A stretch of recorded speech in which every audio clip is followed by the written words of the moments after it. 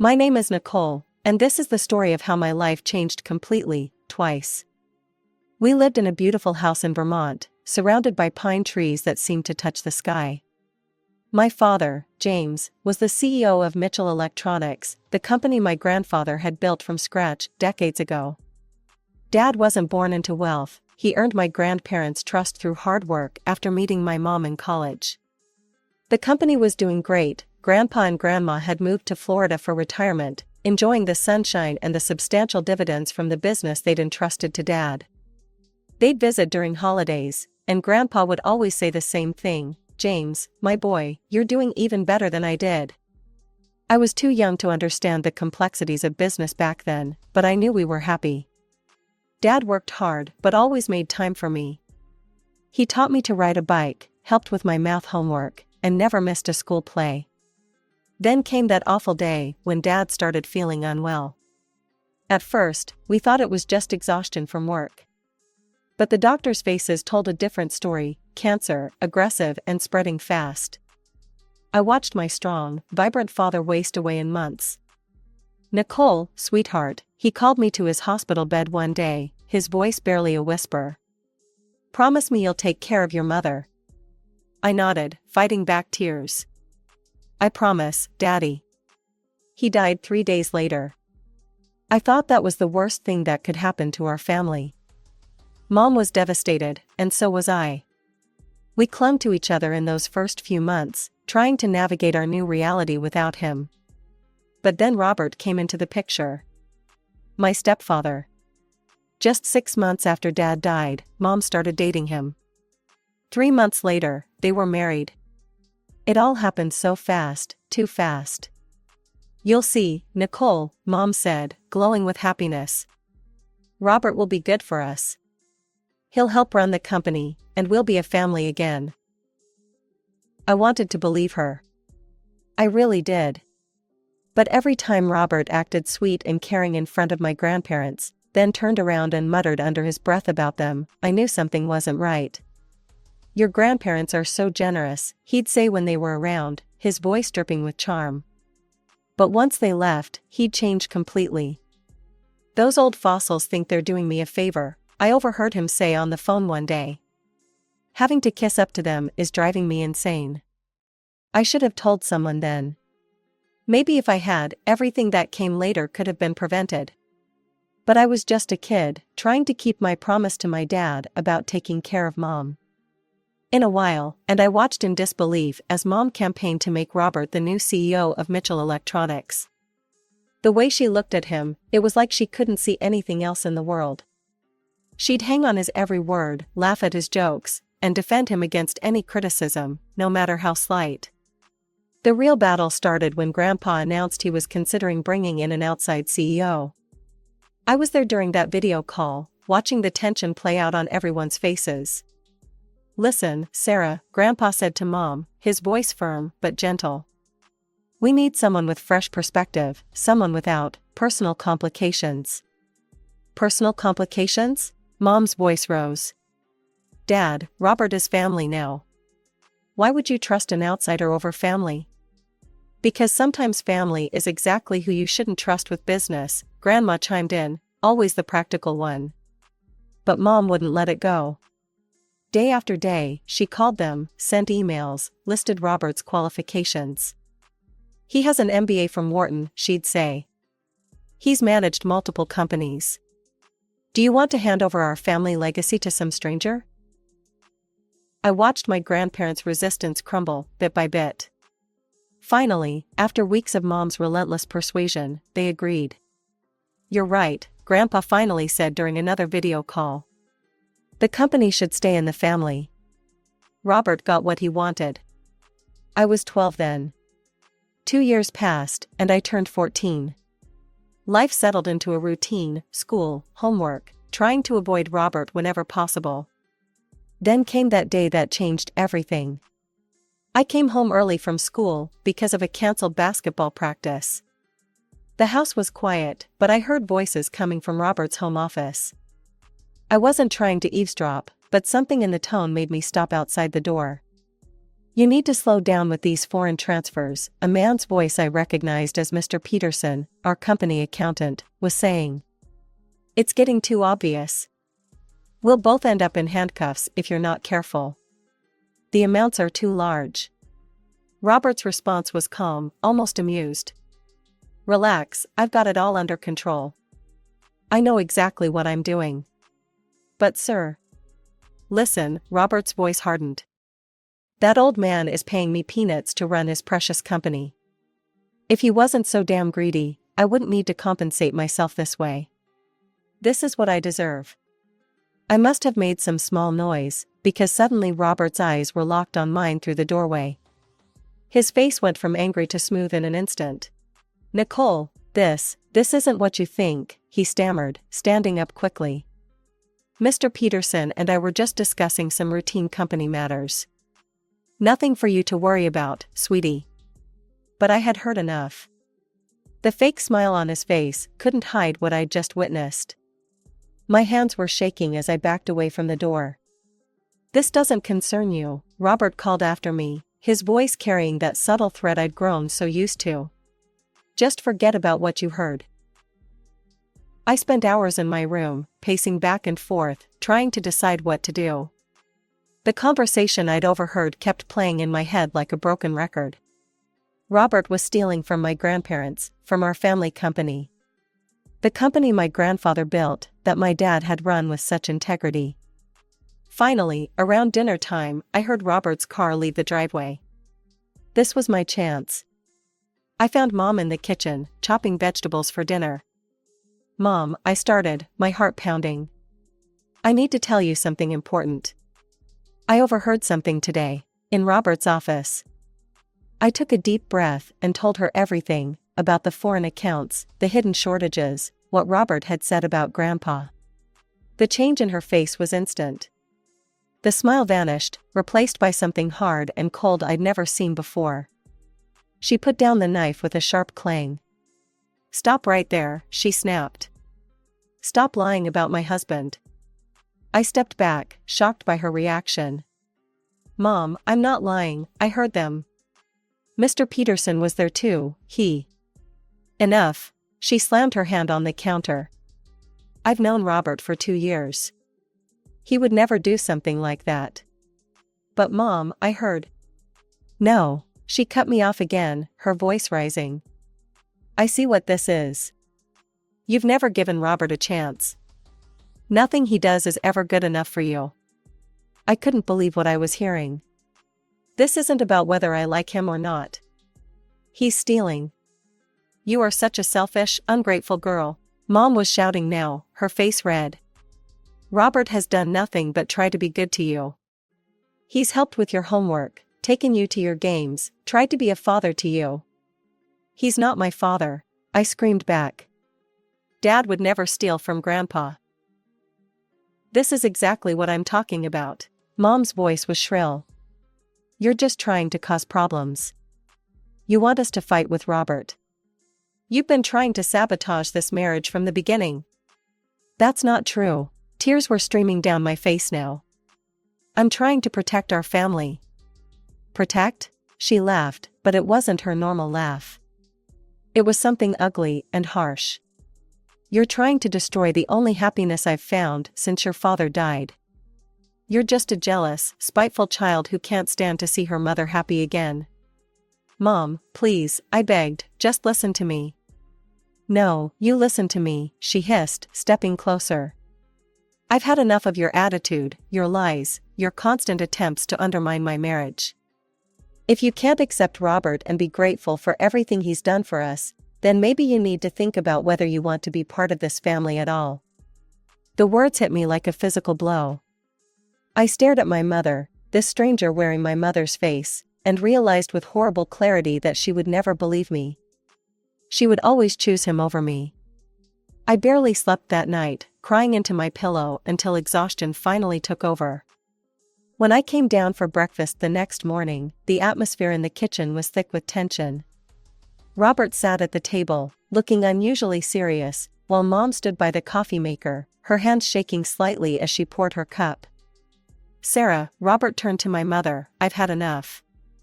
I can't live like this anymore, with your daughter spreading lies about me and undermining everything I do. He paused, his jaw clenched. It's time for you to choose. Either she goes, or I do. My heart stopped. I looked at Mom, waiting for her to defend me, to tell him he was being ridiculous. Instead, she put down her coffee cup with a clank. You're right, she said quietly. I can't let her destroy our marriage. Then she turned to me, her eyes hard. Nicole, pack your things. I want you out of this house today. What? I whispered, hardly believing what I was hearing. Mom, you can't be serious. But she wasn't even looking at me anymore. She walked over to Robert and wrapped her arms around him, as if I had already ceased to exist. Something snapped inside me. Anger, hot and fierce, replaced the shock and hurt. Without another word, I stormed upstairs to my room. I grabbed my school backpack and started shoving clothes into it, tears blurring my vision. Then I remembered the money I'd been saving from my allowance and birthday gifts, about $300 hidden in my desk drawer. As I packed, a plan formed in my mind. Grandma and Grandpa. They were my only hope now. I knew their address in Florida by heart, we'd been there a lot. I grabbed my phone and looked up train schedules. I didn't say goodbye when I left. Mom and Robert were still in the kitchen, and I slipped out the front door without a word. At the train station, I bought a ticket with my savings, trying to look confident when the ticket seller gave me a questioning look. The journey to Florida took 2 days, with 3 different train changes. I spent most of the time staring out the window, trying not to think about what I was leaving behind, or about how scared I actually was. I bought sandwiches from station vendors and slept fitfully in my seat, clutching my backpack. Finally, exhausted and disheveled, I arrived in Tampa. My grandparents' house was a short taxi ride away. When Grandma opened the door, her jaw dropped. Nicole? Oh my God, what are you doing here? John, come quickly. Grandpa came running, and they ushered me inside, their faces full of concern. I collapsed onto their couch and told them everything, the conversation I'd overheard, Mom's reaction, and how she'd chosen Robert over me. She kicked out her own 14-year-old daughter, Grandma exclaimed, her face flushed with anger. Has she lost her mind? You traveled all this way alone? Grandpa's voice was tight with barely controlled rage. On trains? Anything could have happened to you. Grandpa pulled out his phone and started pacing the living room. I'm calling for an immediate audit of the company, he announced. But first. He dialed Mom's number and put it on speaker. Sarah, your daughter is here with us in Florida. There was a moment of silence on the other end. What? How did she? Never mind how. What I want to know is why my 14-year-old granddaughter had to travel across the country alone. And what's this I hear about Robert and some suspicious financial activities? Dad, please, Mom's voice turned sugary sweet. Nicole is just making up stories. She's been jealous of Robert since day one. Making up stories about foreign bank accounts and hidden shortages? Grandpa's voice was sharp. Oh God, is that what she told you? Mom gave a forced laugh. That's ridiculous. We just had an audit last month. Everything balanced perfectly, you can ask the accountant yourself. I intend to, Grandpa said coldly. I'm ordering a new audit. External auditors this time. Dad, you're overreacting. This is just a family spat. Nicole was being difficult, Anne. Difficult? Grandma cut in. Sarah, you threw your child out of the house. Mom, you don't understand. She's been trying to sabotage my marriage. We'll discuss this after the audit, Grandpa interrupted. And Sarah? If I were you, I'd start being very concerned about what those auditors might find. He ended the call and turned to Grandma. Helen, call Marcus at the accounting firm. I want their best team on this tomorrow morning. I excused myself and went up to the guest room, my new room, I supposed. Through the door, I could hear my grandparents' muffled voices discussing the company's future, legal implications, and what to do about Mom. My phone buzzed. Mom's name appeared on the screen. I knew exactly what was coming, so I quickly opened my recording app and hit record before answering. No, hello, no, are you okay? Just, Nicole, you need to tell your grandfather you made everything up. What? Listen to me carefully, her voice was urgent, desperate. Tell them you lied because you were angry at me. Tell them you never heard any conversation about money. But Mom. I love you, honey, you know I do. We all just need to cool down right now. This whole thing has gotten out of hand. I sat on my bed, phone pressed to my ear, listening to my mother try to convince me to lie to protect the man she'd chosen over me. The woman speaking didn't sound anything like the mother who used to check for monsters under my bed or kiss my scraped knees. She sounded like a stranger. There's something else you need to understand, Mom continued, her voice taking on an almost pleading tone. I talked to Robert after you left. My heart skipped a beat. I gripped the phone tighter, making sure the recording was still going. He told me everything, honey. And it's not what you think at all. She paused, as if choosing her words carefully. Yes, he did move some money to other accounts, but he wasn't stealing it. What? I couldn't believe what I was hearing. He was saving it. For us, Nicole. For our future. Her voice grew animated. He has this wonderful plan. We could move to Europe, maybe Switzerland or Germany. Open our own business there. The three of us, together. Don't you see? He was trying to build something for our family. I felt sick to my stomach. By stealing from Grandpa? It's not stealing. Mom's voice rose defensively. Your grandfather isn't being fair to him. The salary he pays Robert is insulting for someone with his experience and qualifications. Robert was just setting aside what he deserves. What we deserve. We deserve stolen money? Stop saying that. She was almost shouting now. He's doing this for us, Nicole. For you too. Don't you want us to have a better life? To be happy? Happy? By running away with stolen money? You're too young to understand, she said dismissively. Sometimes adults have to make difficult decisions for the good of their family. Robert loves us. He wants to take care of us. By committing fraud? Enough, her voice hardened. Just tell your grandfather you made a mistake. Tell him you misunderstood what you heard. That's all you have to do, and everything can go back to normal. I ended the call and sat there for a moment, trying to process what I'd just heard. Then I grabbed my phone and walked downstairs to the living room, where my grandparents were still deep in discussion. You need to hear this, I said, holding up my phone. They listened in silence as I played the recording.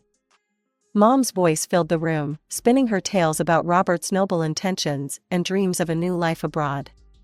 With each word, my grandparents' faces grew darker. When it was finished, Grandma put her head in her hands. Oh, Sarah, she whispered.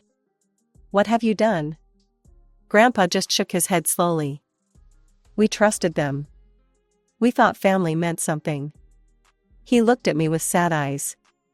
Your mother, she's so blinded by love she can't see what's right in front of her. Can't see how she's being manipulated. Like a cat in heat, Grandma said bitterly. No sense, no reason. Just blind devotion to a man who's using her. We sat there in the growing darkness. Outside, the Florida sun was setting, painting the sky in brilliant oranges and reds, but inside, everything felt cold and gray. The next 2 weeks were a blur of accountants, spreadsheets, and mounting evidence. Grandpa hired Morton and Associates, one of the most respected auditing firms in the state. They sent a team of 5 people who practically lived in the company offices, going through every transaction with a fine-toothed comb.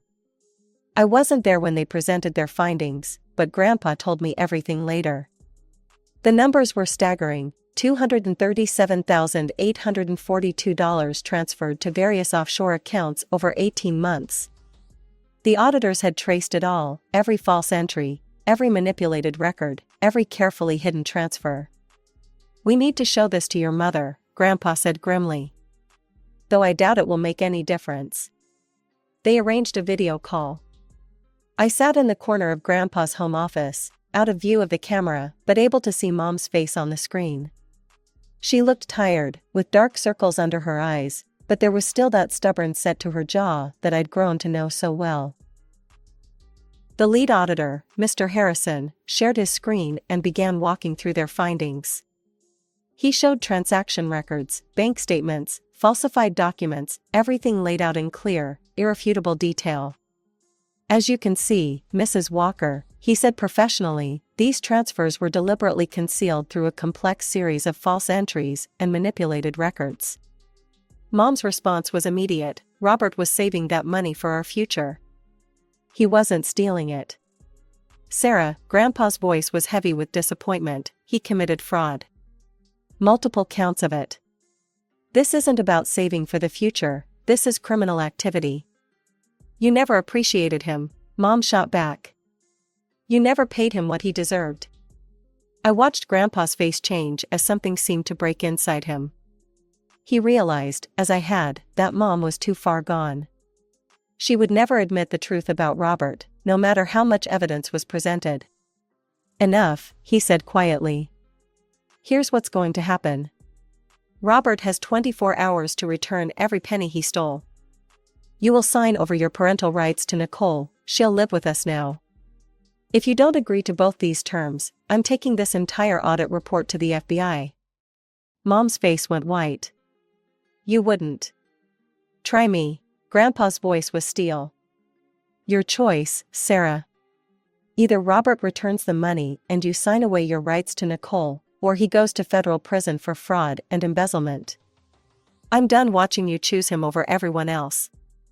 This is blackmail, she whispered. No, this is mercy. More than he deserves. More than you deserve, after what you've done to your daughter. The money was returned within 12 hours, transferred back in a series of rapid deposits.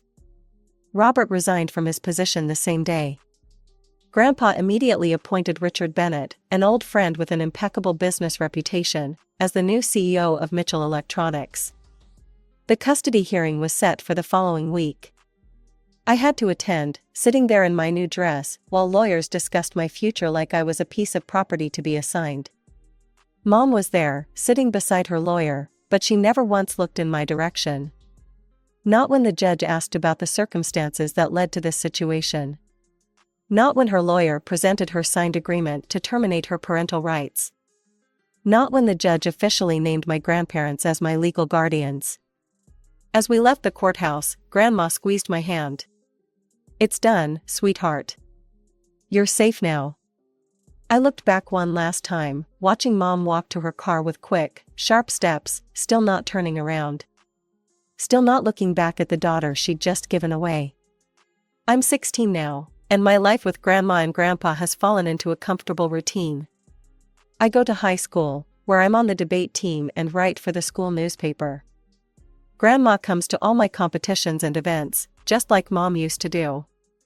Grandpa helps me with my college applications. I'm hoping to study journalism at Northwestern or Columbia. Sometimes news about Mom filters through to us via relatives. She and Robert still live together, renting a tiny 2-bedroom apartment in a rundown area of town. They had to move there after Grandpa took back our old house. It had been company property all along. Last year, she had a baby with Robert. A little boy named James, though it makes my blood boil that they used Dad's name for their child. Aunt Karen visited them recently and told me Mom works as a receptionist now, while Robert jumps from job to job, never lasting more than a few months anywhere. His business expertise apparently doesn't count for much when you can't use your last position as a reference. I've tried to understand it. Spent countless nights lying awake, trying to make sense of how a woman could choose a thief over her own daughter. How she could give up everything, her parents, her home, her child, her dignity, for a man who stole from her family and made her throw away her firstborn. Love can make people blind, Grandma told me one night when she found me staring at an old family photo. But sometimes it's not really love, it's fear. Fear of being alone, fear of admitting you made a mistake, fear of starting over. Maybe she's right. Maybe Mom is so desperate to prove she didn't make a mistake in choosing Robert that she'll sacrifice everything else to maintain that illusion. Or maybe she really does love him more than she ever loved me. I've stopped trying to figure it out. I haven't spoken to Mom since the custody hearing. She's made no attempt to contact me either, no birthday cards, no Christmas presents, no messages through relatives. It's like I've ceased to exist in her world, replaced by her new baby and her endless quest to keep Robert happy. But I'm okay with that. Really, I am. I have a good life here with Grandma and Grandpa. They've given me stability, love, and a chance to just be a normal teenager again. My grades are excellent, I have great friends, and for the first time in years, I feel safe. Sometimes people ask if I miss my mom. The truth is, I miss who she used to be, the mother who loved me unconditionally, who put me first, who would have moved heaven and earth to protect me. But that woman disappeared the day she met Robert, replaced by someone I don't know and don't want to know. So I focus on my future instead of my past. I have college to think about, and dreams to pursue. Grandma and Grandpa support every ambition I have, just like Dad would have done. They're my family now, the only family I need.